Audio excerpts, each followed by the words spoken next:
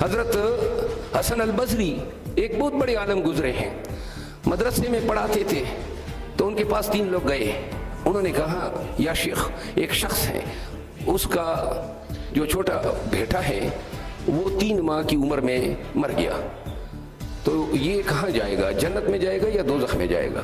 تو حضرت حسن البصری نے فرمایا کہ حضرت اللہ تعالیٰ نے تو اپنی ربوبیت کی قسم کہا کہ یہ قرآن میں وعدہ کیا ہے، عنکبوت، سورہ عنکبوت کا حوالہ دیا کہ جو انفینسی میں those who die in infancy will act as redeemers for their parents, یعنی اپنے والدین کے لیے وہ وکیل ہوں گے بروز محشر، تو لہذا خود تو جنت جائیں گے، والدین کا بھی وسیلہ بنیں گے۔ دوسرا سوال، وہ دوسرا بیٹا ہے 30 سال کی عمر میں دنیا کی جہاں کا گند کیا، شرک کیا، قتل کیا، فساد کیا، فتنہ کیا، وہ کہاں جائے گا؟ انہوں نے کہا کہ اللہ تعالیٰ نے تو باقاعدہ عہد کیا ہے کہ گناہوں میں سے میں شرک کی معافی نہیں دے سکتا ہوں، تو لہذا جو شرک کرے گا وہ جائے گا دوزخ میں۔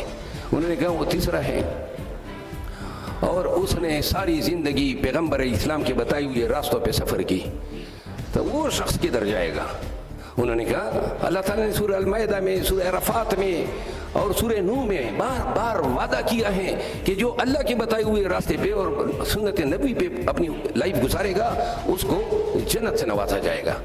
تو انہوں نے کہا حضرت اب یہ ذرا توجہ دیں کہ یہ جو درمیان والا بیٹا ہے وہ اگر کہہ دے کہ یا خدا مجھے بھی 3 ماہ کا ہو کے مار دیا ہوتا، میں کم از کم دوزخ تو نہ جاتا، 30 سال آپ نے زندہ رکھا، مجھ سے شرک بھی کروایا، مجھ سے گناہ بھی سرزد ہوئے، اور اب کہتے ہیں کہ دوزخ میں سڑو، تو جو 3 ماہ کا میرا بھائی تھا جو بغیر کچھ کیے مر گیا، آپ کہتے ہیں وہ جنت میں جائے گا۔ تو اس وقت حسن البصری کا ایک شاگرد تھا، اس کا نام تھا واصل ابن عطا، وہ کھڑا ہو گیا اور اس نے کہا کہ یا شیخ اس سوال کا جواب میں دیتا ہوں۔ انہوں نے کہا نہیں، خاموش ہو۔ انہوں نے کہا نہیں میں جواب دینا چاہتا ہوں۔ انہوں نے کہا نہیں آپ نہیں دیں گے۔ تو واصل ابن عطا کھڑا ہوا اور وہ نکل گیا مدرسے سے۔ تو جب وہ نکلا تو اس نے ایک فکرہ کہا اتذل انا، یعنی ہی سے سیڈڈ فرام اس، یہ ہم سے چلا گیا۔ وہ جو ہی مدرسے سے باہر نکلا وہ 3 لوگ اس کے پیچھے آئے، کوئی فرلانگ آگے روک کے کہا آپ بتائیں آپ کا ذہن کیا کہتا ہے؟ انہوں نے کہا کہ خدا نے یہ بھی تو کہا ہے کہ آمنت باللہ وملائکتہ وکتبہ ورسلہ والیوم الآخر والخیر والشر، یعنی والیوم الآخر۔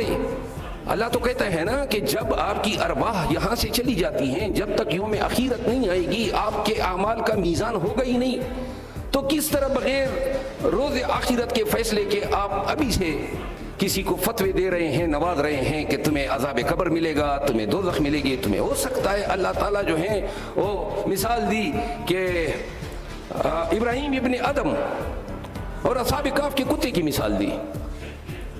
امید ہے آپ لوگ یہ سارے واقعات سمجھتے ہیں کیونکہ یہ اسلامی تاریخ ہے ہماری۔ تو انہوں نے کہا ہو سکتا ہے اللہ اس کے توفیل، یا آپ کے خاندان میں کوئی حافظ قرآن ہو گیا۔ یہ ساری باتیں اسلام نے ریزننگ کا درس اس زمانے سے شروع کیا جب حضور کریم قرآن کریم کی آیات جب ان پہ نازل ہوتی تھی تو وہ بیان کیا کرتے تھے۔